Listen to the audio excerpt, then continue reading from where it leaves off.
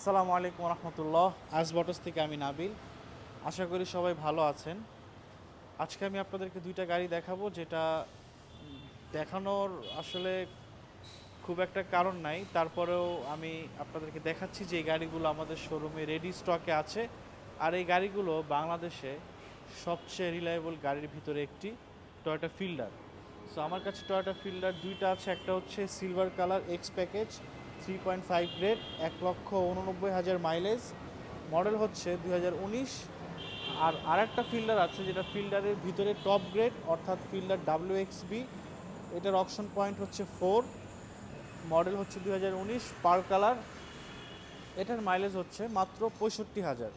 So দুইটা ক্যাটাগরিরই গাড়ি আছে, অর্থাৎ একটার মাইলেজ অনেক বেশি আর একটার মাইলেজ হচ্ছে 65,000। এখন কথা হচ্ছে যে ফিল্ডারের ভিতরে প্যাকেজ হয় তিনটা, এক্স, জি, WXB।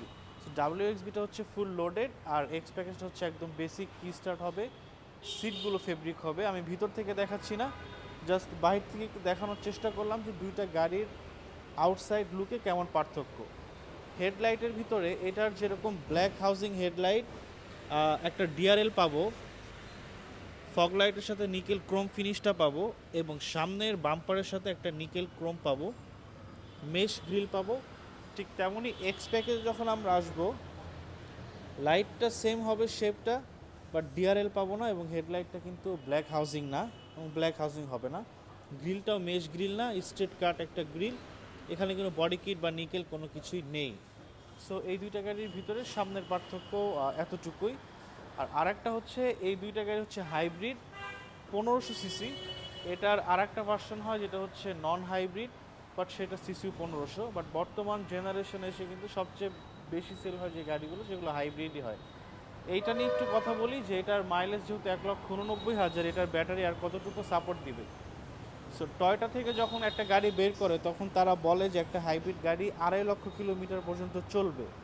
এখন এই গাড়িটা 1,89,000 কিলোমিটার রান হয়েছে, পুরোটাই কিন্তু ব্যাটারিতে না।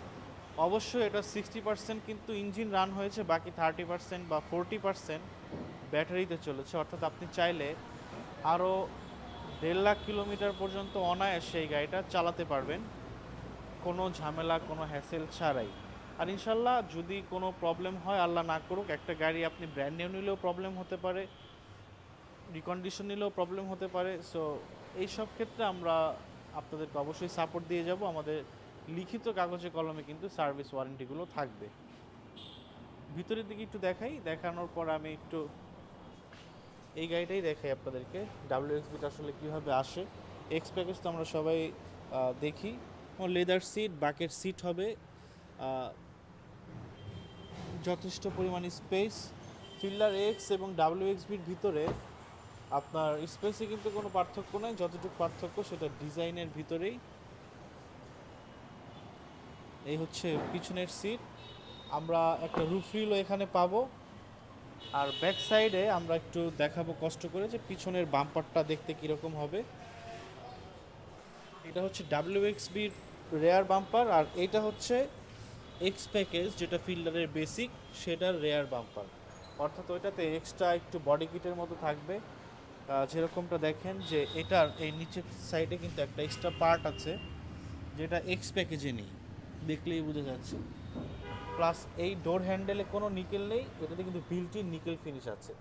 ছোট ছোট জিনিস দিয়ে পার্থক্য করে কিন্তু ফিল্ডার WXB এই ডিজাইন আসছে, বাট দেখতে কিন্তু অনেক সুন্দর লাগে। এবং এটাকে ছোট ছোট জিনিস দিয়ে যখন এতগুলো চেঞ্জেস নিয়ে আসছে, চোখের দেখায় অনেক বড় পার্থক্য মনে হয়। এবং রিমেও কিন্তু যথেষ্ট পার্থক্য, যেমন এখানে কিন্তু WXBর যে জেনুইন অ্যালয় রিম সেটা আসছে, আর এক্স প্যাকেজে বেসিক যে রিম সেটা আসছে, এটার উপরে কভার লাগানো থাকে। বাট গাড়িটা যেহেতু আমাদের স্টকের, আমরা কিন্তু একটা অ্যালয় এখানে লাগিয়ে দিব। কিছুক্ষণের ভিতরে এই চাকাগুলো খুলে আমরা এই ধরনের একটা অ্যালয় লাগিয়ে দিব। সো ভিডিও বেশি বড় করবো না ইনশাল্লাহ। সবাই ভালো থাকবেন, সুস্থ থাকবেন।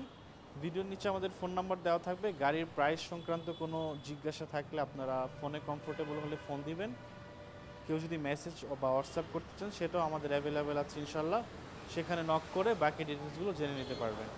সবাই ভালো থাকবেন, সুস্থ থাকবেন। আসসালামু আলাইকুম রহমতুল্লাহ।